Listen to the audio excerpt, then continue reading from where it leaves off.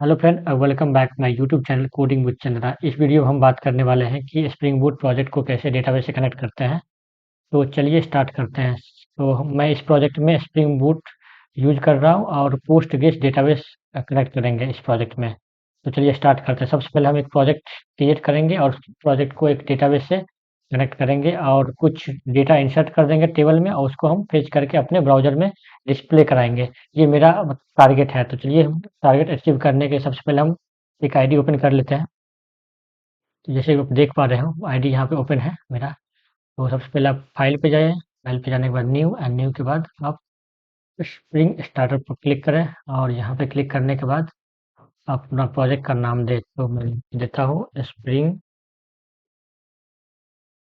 Data base. ठीक है, project का नाम है। और बाकी मैं जो भी है ग्रुप आईडी एट्रीब्यूट में ये सबको एज इट रहने देता हूँ, फिर नेक्स्ट करता हूँ। और जो भी डिपेंडेंसी चाहिए मैं उसको यहाँ से एक्वायर कर लेता हूँ। जैसे कि मुझे स्प्रिंग का प्रोजेक्ट बनाना है स्प्रिंग बूट का, तो मैं एक वेब डिपेंडेंसी लेता हूँ जो कि स्प्रिंग बूट का एक कोड डिपेंडेंसी है। उसके बाद मुझे एक डेटाबेस कनेक्ट करना है पोस्टग्रेस। तो पोस्टग्रेस कनेक्टर यूज करने के लिए मुझे पोस्टग्रेस का जो भी ड्राइवर है उसको ऐड कर लेता हूँ। उसके बाद मुझे एक जेपीए यूज करना है क्योंकि मैं हाइबरनेट यूज करूँगा। तो जेपीए ले लेता हूँ। ये 3 डिपेंडेंसी इनफ है। चलिए नेक्स्ट करते हैं और फिर फिनिश कर देंगे। जैसे फिनिश पे क्लिक करेंगे तो मेरा प्रोजेक्ट ऑलरेडी डाउनलोड स्टार्ट हो जाएगा। जैसे यहाँ दिख रहा है 79% और 89 समथिंग हो गया। डाउनलोड हो गया प्रोजेक्ट क्योंकि नेट स्पीड था ठीक-ठाक है, इसीलिए जल्दी डाउनलोड हो गया। तो आप देख पा रहे होंगे कि यहाँ मेरा प्रोजेक्ट है और ये प्रोजेक्ट का स्ट्रक्चर है। जैसे कि जब भी हम स्प्रिंग बूट प्रोजेक्ट क्रिएट करते हैं तो ये प्रोजेक्ट स्ट्रक्चर बन जाता है।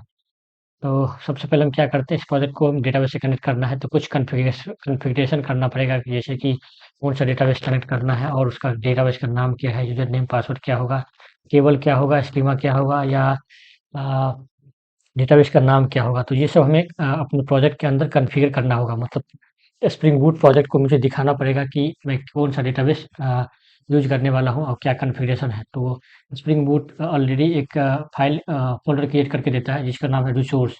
एसआरसी में रिसोर्स। इसी के अंदर एक फ़ाइल है जिसका नाम है एप्लीकेशन डॉट प्रॉपर्टी। यहाँ पे हम अपना जो डेटाबेस का कॉन्फ़िगरेशन है वो करने वाले हैं। तो मैं तो यहाँ पे जो भी रिक्वायर्ड कोड है मैं यहाँ पे कॉपी पेस्ट कर देता हूँ। मेरे पास ऑलरेडी अ, मैं कुछ कोड ऑलरेडी मैं लिखा हुआ है जो कि इस पे कॉपी पेस्ट करना है। तो मैं एक बार कॉपी पेस्ट कर लेता हूँ, उसके बाद मैं एक्सप्लेन करता हूँ क्या। तो आप देख पा रहे हो कि यहाँ पर क्या है, पहला यूआरएल क्या होगा डेटाबेस का, यूज़र नेम क्या है, पासवर्ड क्या है और ये स्कीमा क्या है। और ये यहाँ पे कुछ और कॉन्फ़िगरेशन है जो कि जेपीए रिलेटेड है। अभी ज़्यादा इसके डिटेल में नहीं जाना है। जैसे मैंने इसको इसके बारे में बता बता देता हूँ कि ये जैसे हमको कंसोल में देखना है कि मेरा कौन सा क्वेरी चल रहा है, इसलिए यूज़ करते हैं। इसका काम खत्म और मैं अब नेक्स्ट स्टेप में क्या करता हूँ, पहले मैंने प्रोजेक्ट क्रिएट किया, दूसरा मैंने डेटाबेस कॉन्फ़िगरेशन किया। तो मेरा जो डेटाबेस कॉन्फ़िगरेशन है मीन्स कि मेरा डेटाबेस यूज़ होगा, ये डेटाबेस नाम है, ये स्कीमा नाम है। तो हम अगर पीजीएडमिन ओपन करके देखते हैं कि ये डेटाबेस है कि नहीं और ये स्कीमा है कि नहीं। क्योंकि जो भी मेरा टेबल्स होगा जो इस स्कीमा के अंदर ही होगा। तो जैसे मैंने ऑलरेडी पीजीएडमिन ओपन करके रखा हूँ, मीन्स पोस्टग्रेस डेटाबेस ओपन करके रखा हूँ। यहाँ देख सकते हैं कि यहाँ पे ये डेटाबेस का नाम है कोडिंग विद चंद्रा और ये इसके अंदर स्कीमा का नाम है कोडिंग विद चंद्रा। अभी अभी देख पा रहे होंगे कोई भी टेबल नहीं है। जैसे हम प्रोजेक्ट रन करेंगे एक टेबल ऑलरेडी यहाँ पे क्रिएट हो जाएगा और क्रिएट होने के बाद मैं कुछ कुछ डेटा इंसर्ट कर दूंगा इस टेबल के अंदर अंदर और अंदर इंस्टॉल डेटा इंसर्ट करने के बाद मैं उस डेटा को फेच कर लूंगा अपने प्रोजेक्ट के ब्राउजर फ्रॉम ब्राउजर से। यही जो टारगेट है वो टारगेट अचीव हो जाएगा। तो चलिए हम सबसे पहले क्या करते हैं, एक क्लास सॉरी एक क्लास बनाते हैं जिसको हम यहाँ पे एक मॉडल बोलते हैं स्प्रिंग बोट में। तो एक क्लास बनाएंगे और उसी क्लास के करस्पॉन्डिंग एक रिपोजिटरी बनाएंगे जिससे क्या होगा कि जैसे हम प्रोजेक्ट रन करेंगे तो ऑलरेडी एक टेबल क्रिएट हो जाएगा मेरे डेटाबेस में। तो चलिए सबसे पहले हम क्या करते हैं, एक क्लास क्रिएट करते हैं इस पैकेज के अंतर्गत कॉम डॉट चंद्रा के अंदर न्यू में जाएंगे और यहाँ से एक क्लास क्रिएट करेंगे जिसका नाम होगा एम्प्लॉय। EMPLO एम्प्लॉय टेबल है या एम्प्लॉय क्लास है। और इन इसके अंतर्गत हम दो एट्रीब्यूट रखते हैं, एक तो होगा प्राइवेट इंट आईडी और दूसरा गेट स्ट्रिंग नेम, और इस क्लास को हम एंटिटी से एनोटेट करते हैं, जो कि हमें हाइबरनेट ये एनोटेशंस है, हम हाइबरनेट यूज़ कर रहे हैं ताकि अब ऑटोमेटिक टेबल क्रिएट हो जाए मेरे डेटाबेस के अंतर्गत। तो एक और एनोटेशन है, इसका नाम आईडी। ये आईडी को यूनिक बनाने के लिए, क्योंकि हमें हर एक टेबल को यूनिक बनाना पड़ता है, एक एक फील्ड के करस्पॉन्डिंग। जैसे एम्प्लॉय है, तो एम्प्लॉय में जो एम्प्लॉय आईडी है हम उसको यूनिक बना रहे हैं, इसलिए हम आईडी से एनोटेट कर रहे हैं। और इस आईडी में जो सीक्वेंस होगा उसको हम ऑटो जनरेटेड कर लेते हैं। इसके लिए हमें लिखना पड़ता है जनरेटेड वैल्यू, और इसके अंतर्गत मुझे स्ट्रेटजी पास करना होता है, और स्ट्रेटजी मुझे बताना होता है कि जनरेशन टाइप क्या होगा। तो मैं अभी के लिए ऑटो करता हूँ, जो भी आप करना चाहते हैं कर सकते हैं, बहुत सारा ऐसी सीक्वेंस है, आइडेंटिटी है और टेबल बहुत सारा है। यहाँ पे पर्टिकुलर ऑटो करता हूँ कि जब भी मैं इंसर्ट करूँगा कभी फ्यूचर में, तो वो ऑटोमेटिक एक आईडी इंक्रीमेंट होगा। मुझे सिर्फ नेम इंसर्ट कराना होगा और आईडी ऑटोमेटिक इंसर्ट हो जाएगा। बस यहाँ पे कुछ गेटर सेट क्रिएट कर लेता है। पहले मैं कंस्ट्रक्टर क्रिएट किया, फिर उसके बाद मैं generate getter setter and then default constructor. Okay, इसका काम खत्म हो गया। उसके बाद मैं एक रिपॉजिटरी क्रिएट करता हूँ। एक इंटरफेस करते हैं employ employ repository.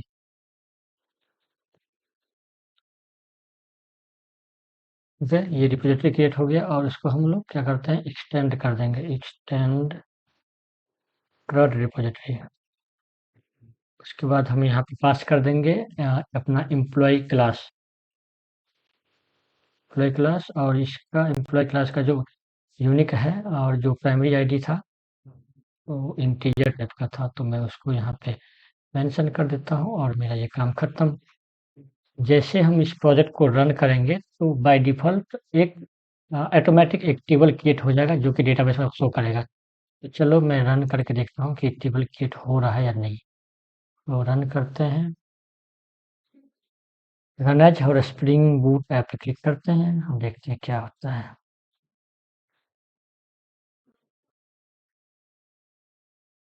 Okay, project start हो गया 8.0 में, और जैसे हम अपना डेटाबेस चेक करेंगे तो एक टेबल मुझे क्रिएट हुआ रहेगा जिसका नाम रहेगा एम्प्लॉय। रिफ्रेश करते हैं, देखो जहाँ पे लिख रहा है, और यहाँ पे डेटा अभी कुछ भी नहीं है। तो मैंने बोला था कि ऑटोमेटिक टेबल क्रिएट हो जाएगा, जो कि हो रहा है, यहाँ पे दिख रहा है। तो मैं कुछ डेटा इंसर्ट कर लेता हूँ जिसका नाम रहेगा वो, पहला डेटा नित्यांश। एक और डेटा ले लेता हूँ, दूसरा रहेगा आनंद, और फिर मैं इसको सेव कर लेता हूँ। और मेरा टारगेट क्या है कि अभी मेरा डेटा, अभी तो स्प्रिंग बूट और डेटाबेस कनेक्ट हो गया। मेरा टारगेट क्या है कि ये डेटा अभी यहाँ पे दिख रहा है, मुझे इसे को फेच करके ब्राउज़र में दिखाना हो, तो उसको कैसे दिखाएँगे? मुझे एक कंट्रोलर बनाना पड़ेगा, कंट्रोलर में कुछ रिक्वेस्ट यूआरएल का मैपिंग करना पड़ेगा, कि यूआरएल का मैपिंग करके हम उसको ब्राउज़र में ओपन कर पाएँ। इसके लिए मुझे क्या करना पड़ेगा, सबसे पहले मुझे एक कंट्रोलर बनाना पड़ेगा।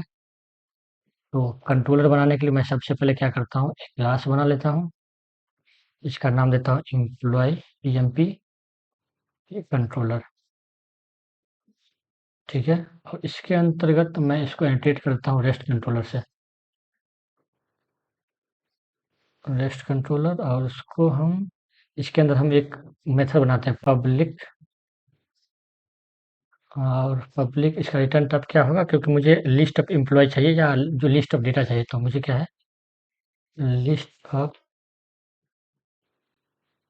एम्प्लॉय, ठीक है? और इसका नाम क्या रहेगा, गेट ऑल डेटा, ठीक है? और रिटर्न टाइप क्या होगा, तो मैं रिटर्न क्या कर रहा हूँ, मुझे लिस्ट रिटर्न करना है। तो सबसे पहले लिस्ट कहाँ पे मुझे मिलेगा, सबसे पहले तो जो भी डेटा है मेरे पास डेटाबेस में, उसी को मुझे फेच करना है। तो उसके लिए मैंने ऑलरेडी एक एम्प्लॉय रिपॉजिटरी बनाया है, जो कि डाउ लेयर की तरह काम करता है। तो उसको मैं ऑटो वाइड कर लेता हूँ, ऑटो वाइड, इसका नाम है एम्प्लॉय रिपॉजिटरी ऑब्जेक्ट क्रिएट किया और इसको हम लोग क्या करेंगे, इसी को रिपॉजिटरी डॉट फाइंड ऑल। तो ये फाइंड ऑल जो मेथड है ये इनबिल्ट है। आ,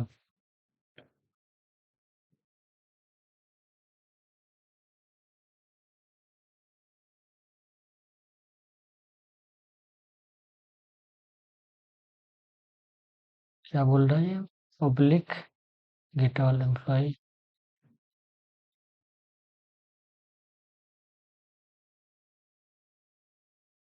इसको यहाँ पे रिटर्न करवा देते हैं, इसको एडकास्ट कर देते हैं। ठीक है, तो क्या होगा कि जो भी डेटा मेरे पास डेटाबेस में है वो इस एम्प्लॉय रिपोजिटरी के अंदर है। उसके अंदर एक फाइंड मेथड होता है जो कि बाय डिफ़ॉल्ट स्प्रिंग बूट जब जेपीए यूज़ करते हैं तो रिपोजिटरी का कॉन्सेप्ट होता है स्प्रिंग बूट में। वो मेथड ऑलरेडी यहाँ पे बना हुआ है, मैं उसको यूज़ कर पा रहा हूँ, जो कि बहुत ही अच्छा मेथड है, वाइडली यूज़ में यूज़ आता है। तो उसी को मैं यूज़ कर रहा हूँ और मैं कोई कस्टम मेथड यूज़ नहीं कर रहा हूँ। ये मेथड जैसे ही हम इसको यूआरएल से मैपिंग करेंगे, गेट मैपिंग कर देते हैं और एक यूआरएल देते हैं जिससे होता है गेट डेटा। ठीक है, इसको सेव करते हैं और सेव करने के बाद हम इस प्रोजेक्ट को फिर से रीस्टार्ट करते हैं। स्टार्ट करेंगे, स्टार्ट करते हैं प्रोजेक्ट और उसको कॉपी कर लेते हैं। प्रोजेक्ट मेरा 8080 पोर्ट में स्टार्टेड है, तो हम एक अपने ब्राउज़र को ओपन कर लेते हैं और ब्राउज़र ओपन करने के बाद लोकल होस्ट 8080 और फॉरवर्ड स्लैश गेट डेटा। देखिए ये है ब्यूटी ऑफ स्प्रिंग बूट। इतना आसान है स्प्रिंग बूट में डेटाबेस कनेक्ट करना और डेटाबेस में जो भी डेटा है उसको हम यहाँ पे फेच कर रहे हैं। चलिए एक और मैं डेटा यहाँ पे इंसर्ट कर लेता हूँ और उसको यहाँ पे ऐड कर लेता हूँ। ठीक है, तो एक 3 हो गया, इसका नाम है ASHOK। ठीक है, और इसको मैं सेव कर लेता हूँ और जैसे मैं फिर से हिट करूँगा तो मेरा ये डेटाबेस का जो डेटा है यहाँ पे आना चाहिए। यहाँ पे आ भी रहा है, तो काफ़ी ईज़ी वे में हम लोग डेटाबेस कनेक्ट किया और उसका जो भी डेटा है हम ब्राउज़र में डिस्प्ले करा रहे हैं। तो इस वीडियो में इतना ही। मैं नेक्स्ट वीडियो में नया वीडियो लेके आप लोग के पास मैं अवेलेबल हूँ और देखते हैं क्या रिक्वायरमेंट है न्यू वीडियो का। तो अगर अच्छा लगा वीडियो तो शेयर करें, लाइक शेयर एंड कमेंट करें। तब तक के लिए बाय, थैंक यू।